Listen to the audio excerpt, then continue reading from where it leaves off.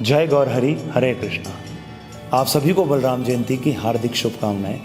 हम सभी भक्तों के लिए अत्यंत हर्ष और उल्लास का विषय है, क्योंकि कल भगवान बलराम जी का आविर्भाव दिवस है।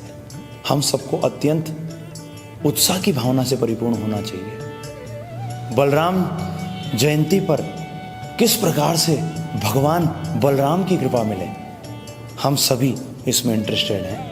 तो कैसे मिलेगी भगवान बलराम जी की कृपा, आप सबकी जानकारी के लिए ध्यान रखिएगा। अगर हमें आध्यात्मिक जीवन में प्रगति करनी है तो जब तक भगवान बलराम जी की कृपा नहीं होगी, हम आध्यात्मिक जीवन में प्रगति ही नहीं कर सकते। क्योंकि आध्यात्मिक जीवन में प्रगति करने के लिए भी तो बल चाहिए, और कौन देते हैं वो बल? भगवान बलराम। बलराम जी ही बल देते हैं, उनका नाम ही क्या है? बलदेव। भगवान बलराम बल देते हैं। किसका बल देते हैं? भक्ति करने का।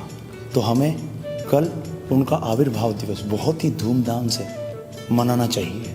तो अगर आप भी मनाना चाहते हैं तो हम आपसे प्रार्थना करते हैं कि कल भगवान बलराम जी का आविर्भाव दिवस अत्यंत ही उत्साह की भावना से पूर्ण होकर मनाएं। भगवान बलराम जी की आपको कृपा प्राप्त हो, उसके लिए क्या क्या करना आवश्यक है उसके विषय में आपको बता देते हैं।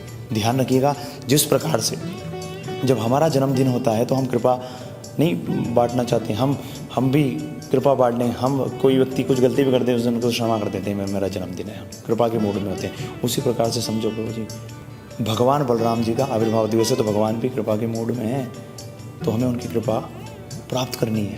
तो कुछ आपको तरीके बता रहे हैं जिससे आप भगवान की कृपा प्राप्त कर सकें। कुछ चीज़ें आपको विधियां बता रहे हैं, कुछ हम आपको तरीके बता रहे हैं, इसको ज़रूर आप अपनाइएगा।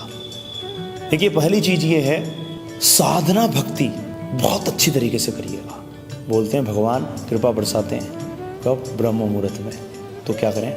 सुबह जल्दी उठ जाएं, स्नान कर लें प्रातःकाल, और फिर पूरा फुल मॉर्निंग प्रोग्राम अटेंड करें। ठीक है जी।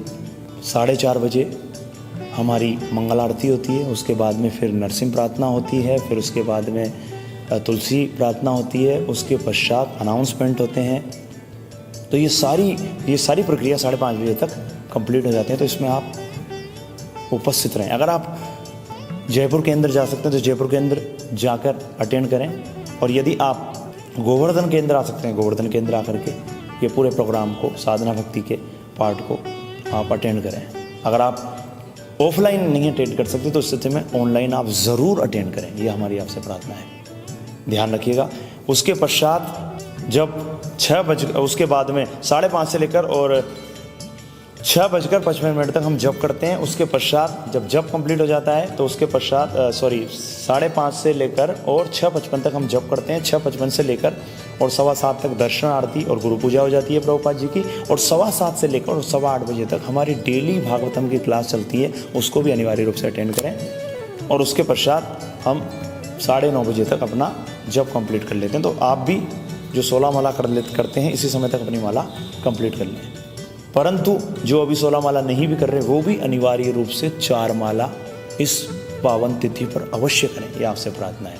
अब बात रही संध्या प्रोग्राम के विषय में, भी आपको बता देते हैं। संध्या के समय डॉक्टर वृंदावन चंद्र दास जी, जो कि हमारे शिक्षा गुरु हैं, बलराम जयंती पर भगवान बलराम जी के ऊपर विशेष चर्चा करेंगे। बलराम जी के विषय में बहुत कुछ आपको बताएंगे।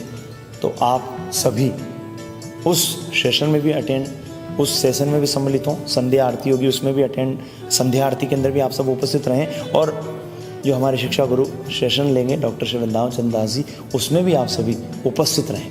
चूँकि बलराम जी का आविर्भाव दिवस है, इसलिए इस तिथि पर आप भगवान कृष्ण बलराम को अवश्य अपने ऑल्टर पर विराजित करें।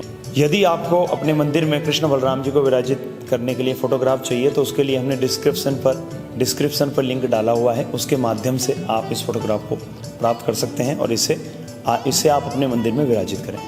अब हम आपको उपवास के संदर्भ में भी बता देते हैं। इस दिन आपको हाफ डे फास्टिंग रखनी है, और हाफ डे फास्टिंग करने के पश्चात आप अपना व्रत जो है उसको तोड़ सकते हैं। ध्यान रखिएगा, एक वैष्णव के मुंह में कुछ भी नहीं जाता जब तक कि वो भगवान को ऑफर ना किया जाए, और भगवान को ऑफर किया जा सकता है सात्विक भोजन। तो ध्यान रखिएगा, इस पावन तिथि पर, वैसे तो हर दिन होना चाहिए कि आपके किचन में सात्विक भोजन ही बनना चाहिए, क्योंकि तमो रजोगुणी आहार भगवान को भोग ही नहीं लगता। इसलिए अंडा, मांस, मछली, प्याज, लहसुन, मसूर की दाल, ये सब आपके किचन में गलती से भी नहीं आने चाहिए। और सात्विक भोजन बनाकर जो भी आप बनाना चाहते हैं, भगवान को भोग लगाना चाहते हैं, उसे अवश्य भगवान को भोग लगाएं। और ध्यान रखिएगा, भगवान बलराम जी को शहद अति प्रिय है, इसलिए साथ में शहद भी अवश्य भोग लगाइएगा, भूलिएगा नहीं।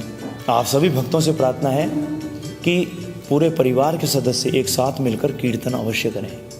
कीर्तन की प्रक्रिया क्या होती है कि आपके परिवार में से एक सदस्य आरंभ में लीड करें, हरे कृष्ण महामंत्र को दोहराएं, बाकी सब सदस्य उसे ध्यान से सुनें। फिर उसके पश्चात सारे सदस्य दोहराएं, और जिन्होंने आरंभ में लीड किया था वो जब दोहरा रहे हैं सारे सदस्य, तो उसको ध्यान से सुनें। तो इसको कहते हैं श्रवण और कीर्तनम। तो इस विधि से कीर्तन करें, ये नहीं सारे एक ही साथ बोलना आपने आरंभ कर दिया। श्रवण कीर्तनम विधि के माध्यम से इस प्रक्रिया को आप करें। ठीक है जी। अगर आप इन सब प्रक्रियाओं को अपनाएंगे तो आपको भगवान की कृपा मिलेगी, और कृपा तो हम सबको चाहिए ही प्रभु जी। बहुत बहुत धन्यवाद पूरे जोश और उत्साह के साथ इस पूरे मॉर्निंग प्रोग्राम ये जो, और उसके अलावा हम आपको ये भी बताना चाहते हैं कि हमने जो भी आपको बताया है कि मॉर्निंग प्रोग्राम के संदर्भ में और इवनिंग प्रोग्राम के संदर्भ में, तो पूरी की पूरी प्रक्रिया, अगर आपको मॉर्निंग प्रोग्राम या इवनिंग प्रोग्राम अगर आपको अटेंड करना है तो उसके लिए हमने डिस्क्रिप्शन पर लिंक डाल दिया है, उसके माध्यम से आप इन प्रोग्राम को आप अटेंड कर सकते हैं। जय गौर हरि, हरे कृष्णा।